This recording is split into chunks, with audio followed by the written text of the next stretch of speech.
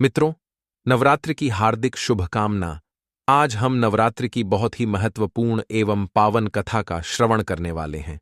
यह कथा जो भी व्यक्ति सुन लेता है वह कभी जीवन में गरीब नहीं रहता और माता रानी की कृपा उस व्यक्ति पर सदैव बनी रहती है। इस कथा को सुनने से वंचित मत रहना मित्रों, क्योंकि जो भी व्यक्ति इस कथा को शुरू से लेकर अंत तक सच्चे मन से सुनता है उसकी माता रानी हर एक इच्छा पूर्ण करती हैं और खाली झोली भरती हैं। मित्रों, आज की कथा बहुत ही महत्वपूर्ण होने वाली है। मित्रों, इस कथा का अवलोकन करने से पहले मैं माता दुर्गा से प्रार्थना करता हूं कि जो भी इस कथा को शुरू से लेकर अंत तक सुने उसके सभी कष्ट हर लेना और धन धान्य की कमी मत होने देना। और जो भी व्यक्ति इस वीडियो को लाइक करें उसकी मदद करना मां, और जो भी इस चैनल को सब्सक्राइब करें उसकी गरीबी मिटा देना मां। चलिए तो इस कथा को प्रारंभ करते हैं। प्राचीन काल की बात है, एक गांव में दो भाई रहते थे, जिनमें से एक का नाम संतोष और दूसरे का नाम परम था। दोनों भाई बहुत ही गरीब थे। बचपन में ही संतोष और परम के माता पिता की मृत्यु हो जाती है और वह माता पिता की सुख से वंचित रह जाते हैं। दोनों भाई धीरे धीरे बड़े हो जाते हैं और विवाह लायक हो जाते हैं। दोनों भाई एक दूसरे के प्रति बहुत ही ईमानदार थे और हमेशा एक दूसरे के लिए खड़े रहते थे। जब दोनों भाई बड़े हो गए तो दोनों के विवाह हो जाते हैं और संतोष की पत्नी का नाम उर्मिला और परम की पत्नी का नाम कामता था। कामता और उर्मिला दोनों एक ही घर की बेटियां थीं। संतोष एक व्यापारी था, लेकिन बाएं कभी कभी अपने व्यापार में बेईमानी कर व्यक्तियों के पैसों को कम देता था और इस तरह में नगर का बहुत बड़ा व्यापारी बन जाता है। लेकिन परम एक बहुत ही साधारण व्यक्ति था जो कि मजदूरी कर कर अपना घर चलाता था। विवाह के 9 महीने पूरे होने के बाद ही दोनों बहनों के घर एक एक संतान पैदा होती है। उर्मिला के घर पुत्र का जन्म हुआ था, वहीं कामता के घर एक पुत्री का जन्म हुआ। लेकिन मित्रों, उर्मिला के घर जी पुत्र का जन्म हुआ था। उसकी जन्म के पश्चात ही मृत्यु हो जाती है। वहीं कामता ने भी एक पुत्री को जन्म दिया था। उसकी मृत्यु नहीं होती है और वह बहुत ही स्वस्थ और सामान्य संतान थी। इस बार फिर से दोनों बहनों को मां बनने का अवसर प्राप्त हुआ। उर्मिला ने एक संतान को जन्म दिया, लेकिन उस संतान की मृत्यु हो जाती है और कामता ने भी एक संतान को जन्म दिया और कामता की भी संतान की मृत्यु उसके जन्म के पश्चात ही हो जाती है। कामता बहुत ही परेशान थी। कामता पानी भरकर आ रही थी, वहीं रास्ते में एक बूढ़ी औरत खड़ी थी। बूढ़ी औरत कामता से कहती है, बेटा तुम तो गर्भवती थी ना, तुम्हारे घर किसका जन्म हुआ है, पुत्र या पुत्री का? मुझे तो मिठाई का इंतजार था और मैंने सोचा था कि अगर कामता के घर पुत्र का जन्म होगा तो मैं कामता के घर मीठे मीठे पकवान खाऊंगी। कामता कहती है, घर में पुत्र का जन्म हुआ था लेकिन। बूढ़ी औरत कहती है, लेकिन क्या? कामता कहती है, उसे पुत्र की मृत्यु हो गई है। मुझे समझ नहीं आ रहा है कि मैंने तो स्वस्थ पुत्र को जन्म दिया था, लेकिन पता नहीं कैसे उसे पुत्र की मृत्यु हो गई। मुझे यह सोचकर ही डर लग रहा है। मैंने तो स्वस्थ पुत्र को जन्म दिया था। बूढ़ी औरत कहती है, बेटा कोई बात नहीं, इस बार जरूर तुम्हारी संतान स्वस्थ होगी और जीवित भी रहेगी। कामता वहां से घर की ओर चली जाती है। उर्मिला संतोष से कहती हैं, अजी सुनते हो, हमारे परिवार को किसी की बुरी नजर लग गई है। संतोष कहता है, क्या हुआ भाग्यवान, तुम ऐसा क्यों कह रही हो? उर्मिला कहती है, आपको पता नहीं है कि मैंने 2 पुत्रों को जन्म दिया और दोनों की मृत्यु हो गई। संतोष कहता है, अरे वह तो भगवान की माया है, जब उसे देना होगा वह देगा, वह जब उसे नहीं देना होगा तो दिया भी छीन लेगा। उर्मिला कहती है, तुम मुझसे फालतू की बातें मत करो, मुझे बहुत गुस्सा आ रहा है। इतना कहकर उर्मिला वहां से क्रोध में चली जाती है। मित्रों, जब कामता पानी भरकर घर पहुंचती है तो अपने पति से कहती, मुझे आज बहुत बुरा लग रहा है। परम कहता है, क्या हुआ भगवान, तुम्हें आज बुरा क्यों लग रहा है? क्या किसी ने तुमसे कुछ कहा है? कामता कहती है, अरे किसी ने कुछ नहीं कहा है, बस यूं ही बुरा लग रहा है। परम कहता है, मैं तुम्हें बहुत अच्छी तरह से जानता हूं, तुम्हें बुरा जब भी लगता है जब तुमसे कोई कुछ कह दे या तुम्हें किसी की बातों का बुरा लग जाए। कामता कहती है, मैं आज पानी भरकर आ रही थी तो हमारे ही नगर की एक बूढ़ी औरत मुझसे कहती है कि तुम तो गर्भवती थी ना, मुझे तो मिठाई का इंतजार था।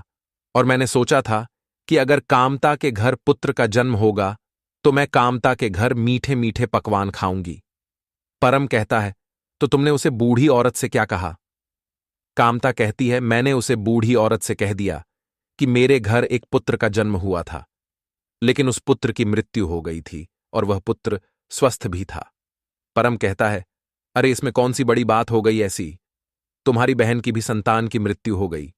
तुम्हारी तो एक संतान की मृत्यु हुई है, उसकी तो दो दो संतानों की मृत्यु हो गई है। कामता कहती है, भगवान की लीला कोई नहीं समझ सकता, उसको क्या करवाना है। इतना सुनकर परम वहां से चला जाता है। उर्मिला का पति संतोष एक व्यापारी था, उसके बाद बहुत धन था। संतोष अपने महल में बैठकर सोच रहा था कि मेरी दो संतानों की मृत्यु हो गई है।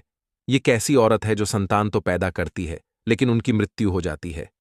कामता दूसरे दिन फिर पानी भरने जाती है तो उसे फिर से वही बूढ़ी औरत दिखाई देती है। तो कामता उस बूढ़ी औरत के पास जाती है और कहती है, आप मुझे कोई ऐसा उपाय बताइए जिससे कि मैं अगली बार जब अपनी संतान को जन्म दूं तो उसकी मृत्यु ना हो और मुझे पुत्र की प्राप्ति हो, क्योंकि मैं बहुत ही गरीब और लाचार औरत हूं। आप मुझे कुछ उपाय बताइए। बूढ़ी औरत कहती है, उपाय तो है, लेकिन यह बहुत कठिन है। अगर तुम इसको कर लोगी तो तुम्हें मुंह मांगी मुराद मिलेगी, और इस व्रत को करने से खाली झोली भरती है और निर्धन को धन की प्राप्ति होती है। लेकिन तुम क्या यह व्रत कर पाओगी? कामता कहती है, मैं उसे हर एक व्रत को करने के लिए तैयार हूं जिससे मेरी संतान स्वस्थ और सुरक्षित रहे। बूढ़ी औरत कहती है, लेकिन यह व्रत तुम्हें बहुत ही सावधानी से करना होगा, क्योंकि अगर इस व्रत को तुमने खंडित किया तो तुम्हें इसकी बहुत बड़ी सजा मिलेगी, इसलिए तुम इस व्रत को बहुत ही सावधानी से करना। कामता कहती है, अरे आप मुझे बताइए तो कि यह व्रत कौन सा है और इसको कब करना है। बूढ़ी औरत कहती है, बेटी, यह व्रत नवरात्रि में अष्टमी और नवमी को बहुत ही महत्वपूर्ण माना गया है, क्योंकि अगर नवरात्रि में तुमने एक भी दिन व्रत नहीं किया है, अगर तुम अष्टमी और नवमी के दिन व्रत कर लोगी तो तुम्हें मन चाहे फल की प्राप्ति होगी, और मां, शेरावाली मां, जगदम्बा मां, वैष्णो देवी तुम्हारी खाली झोली भरेंगी और तुम्हारी संतान की रक्षा करेंगी। कामता कहती है, मैं इस व्रत को अवश्य करूंगी। कामता इतना कहकर वहां से चली जाती है और घर पहुंच जाती है। परम कहता है, भगवान, तुमने आज पानी लाने में इतनी देरी क्यों कराती है? मैं तुम्हारा बहुत देर से इंतजार कर रहा था। कामता कहती है, अजी मुझे आज फिर वह बूढ़ी औरत मिल गई थी तो मैं उससे बात करने लगी थी तो मुझे देर लग गई, लेकिन उन्होंने मुझे एक उपाय बताया है जिसको करने से हमारी संतान भी होगी और उनकी मृत्यु भी नहीं होगी। कामता नवरात्रि में अष्टमी और नवमी को 2 दिन निर्जल उपवास रहकर मां का ध्यान करती है और दोनों दिन बिना कुछ खाए पिए ही व्रत करती है, जैसा कि उसे बूढ़ी औरत ने बताया था। फिर से जब कामता और उर्मिला दोनों गर्भवती होती हैं तो उर्मिला के घर 2 जुड़वा संतानें पैदा होती हैं और कामता के घर भी एक संतान जन्म लेती है जो कि स्वस्थ और जीवित रहती है। लेकिन वहीं दूसरी तरफ और मिला के दोनों संतानों की मृत्यु हो जाती है और वह मिला बहुत ही गहन दुख में होती है। उर्मिला बहुत विलाप करती है। उर्मिला कहती है, हे भगवान, मुझे क्या मां बनने का सुख कभी प्राप्त नहीं होगा? क्या मैं ऐसे ही बांझ बनाकर अपना जीवन व्यतीत करूंगी? मुझे भी एक संतान की जरूरत है। उर्मिला सोचने लगती है कि मैंने 2 बार संतानों को जन्म दिया, लेकिन दोनों बार मेरी संतानों की मृत्यु हो गई। लेकिन मेरी बहन के घर पहली बार एक पुत्री का जन्म हुआ और दूसरी बार एक और संतान का जन्म हुआ, लेकिन उसकी मृत्यु हो गई। लेकिन इस बार उसकी संतान स्वस्थ और जीवित है। शायद मेरे ही जीवन में मां बनने का सुख नहीं लिखा है। फिर से 1 साल बीतने के बाद कामता के घर एक और संतान जन्म लेती है और इस तरह कामता 3 संतानों की मां बन जाती है। कामता की बहन उर्मिला को जब पता चलता है कि कामता के घर एक और संतान का जन्म हुआ है तो वह बहुत ही परेशान हो जाती है और अपने कक्ष में लेट जाती है और विलाप करती है और मन ही मन कामता से जलने लगती है। संतोष उर्मिला के कक्ष में आता है और उर्मिला से कहता है, क्या हुआ भाग्यवान, तुम ऐसे क्यों लेती हो? उर्मिला कहती है, कुछ नहीं हुआ। संतोष कहता है, कुछ तो हुआ है, तुम ऐसे कभी नहीं सोती हो, मुझे बताओ, मैं तुम्हारी हर एक इच्छा पूर्ण करूंगा। उर्मिला रहती है, तुम नहीं कर सकते मेरी इच्छा पूर्ण, क्योंकि मैंने जितनी भी संतानों को जन्म दिया उनकी सभी की मृत्यु हो गई। वहीं दूसरी तरफ मेरी बहन कामता ने 3 बच्चों को जन्म दिया और तीनों जीवित हैं, लेकिन उसके भी एक पुत्र की मृत्यु हुई थी। क्या पता कैसे संतानें जीवित रहती हैं। संतोष कहता है, तो तुम कामता से क्या चाहती हो?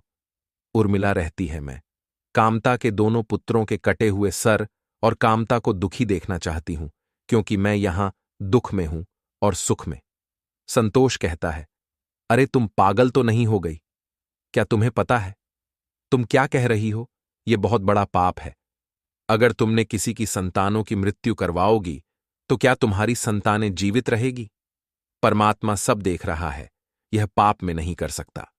उर्मिला कहती है, आप अगर मेरी बातों का कहना नहीं मानोगे तो मैं आपसे रिश्ता तोड़ दूंगी और मैं आपके साथ नहीं रहूंगी, क्योंकि मैं ऐसे पति के साथ नहीं रह सकती जो मेरी इच्छा पूर्ण न कर सके। क्या तुम्हें मुझसे रिश्ता तोड़ना है? संतोष डर जाता है और कहता है, नहीं भाग्यवान, मुझे तुमसे रिश्ता नहीं तोड़ना है, लेकिन तुम बात को समझो, यह बहुत गलत है। उर्मिला रहती है, गलत हो या सही मुझे इससे कोई मतलब नहीं है, मुझे बस उसके दोनों पुत्रों के सर चाहिए। इतने सुनकर संतोष वहां से चला जाता है और कामता के दोनों पुत्रों को जंगल में ले जाकर उसके दोनों पुत्रों को मार देता है और दोनों के सर को काटकर उर्मिला पास ले आता है और वहां से चला जाता है। उर्मिला अपनी नौकर को बुलाती है और नौकर से कहती है, तुम मेरी बहन के घर यह संदूक दे आओ और कहना कि यह संदूक तुम्हारी बड़ी बहन ने भिजवाया है। कामता अपने बच्चों की राह देख रही होती है, क्योंकि उसे नहीं पता था कि उसके बच्चों को मार दिया गया है। मां दुर्गा यह सब आकाशलोक से देख रही होती हैं और वह मन ही मन बहुत दुखी होती हैं कि यह कैसी स्त्री है जो कि अपनी संतान न होने पर दूसरों की संतानों को मरवा रही है। तभी सभी देव एकत्र होते हैं और माता दुर्गा के पास जाते हैं और कहते हैं, हे मां, जगत जननी है, जगत पालन, जगत कल्याणी। यह कैसी स्त्री है जिसने अपनी ही बहन की संतानों को मरवा दिया है और इसको तनिक भी लज्जा नहीं आई कि किसी और की संतान को मरवाने से क्या इस सुख मिल जाएगा। मां दुर्गा कहती हैं, हे देवों, आपने जो वचन कहे हैं वह बिल्कुल सत्य है, क्योंकि जो भी स्त्री ऐसे पाप कर्म करती है उसको उसके पापों की सजा जरूर मिलती है और उसे जीवन भर अपने पापों का पश्चाताप करना होता है। देव कहते हैं, हे मां, कृपा कीजिए और उसे दुखी मन के दोनों बच्चों को जीवित कर दीजिए। माता दुर्गा पृथ्वी लोक पर जाती है और दोनों बच्चों को जीवित कर कर उनके घर पहुंचा देती हैं और वहां से अदृश्य हो जाती हैं। बोलिए, मां जगत जननी जगदम्बे अम्बे माता की जय। सभी भक्ति सच्चे मन से कमेंट में माता दुर्गा की जय लिख दें और वीडियो को लाइक कर दें। दोनों बच्चों को देखकर कामता बहुत ही खुश होती है और दोनों बच्चे कामता को पूरी बात बता देते हैं कि कैसे संतोष उन दोनों को जंगल में ले जाता है और उनके साथ क्या क्या करता है। कामता कुछ नहीं रहती है और दोनों को नहला धुलाकर मन के मंदिर में ले जाती है और पूजा करती है और वहां से घर आ जाती है तो वह उसे संदूक को खोलकर देखी है, जी संदूक को उसकी बहन ने उसके लिए भिजवाया था। जब कामता संदूक को खोलती है तो उसे संदूक में बहुत सारा सोना चांदी हीरे जवाहरत दिखते हैं, जिसे वह पहनकर बहुत ही मनमोहक और खूबसूरत दिखने लगती है। उर्मिला अपने नौकर को बुलाती है और नौकर से कहती है, दास, तुम जाओ और मेरी बहन कामता को देखकर आओ कि वह रो रही है या नहीं। दास आता है और देखता है कि कामता और उसके दोनों बच्चे प्रसाद ग्रहण कर रहे थे। नौकर जाता है और उर्मिला से कहता है, वहां पर तो सभी प्रसाद खा रहे हैं और बहुत खुश हैं। उर्मिला सोचती है, मैंने तो उसके दोनों पुत्रों को मार दिया था, लेकिन उसके पुत्र जीवित कैसे हो गए? मुझे यकीन नहीं हो रहा है। क्या यह झूठ है? मैं स्वयं जाकर देखती हूं। जब उर्मिला जाती है तो देखी है कि कामता और दोनों बच्चे प्रसाद खा रहे थे। उर्मिला कामता से कहती है, तुम्हारे पास ये जेवरात कैसे आए? कामता रहती है, अरे बहन, तुमने ही तो भिजवाई थी, ये संदूक उसी में निकले हैं। मैं तुम्हारी बहुत बड़ी आभारी हूं कि तुमने मुझे इतना सारा धन दिया, हीरे जावरा सोना चांदी। मेरी बहन जैसा दुनिया में कोई नहीं। उर्मिला कहती है, मुझे क्षमा कर दो बहन, क्योंकि मैं बहुत बड़ा पाप किया है और इस पाप की सजा सिर्फ मृत्यु है। कामता कहती है, बहन, तुमने कौन सा पाप किया है? तुम ऐसा क्यों कह रही हो? उर्मिला कहती है, मैंने तुम्हारे बच्चों को मार दिया था, लेकिन पता नहीं तुम्हारे बच्चे कैसे जीवित हो जाते हैं और सही सलामत तुम्हारे घर आ जाते हैं।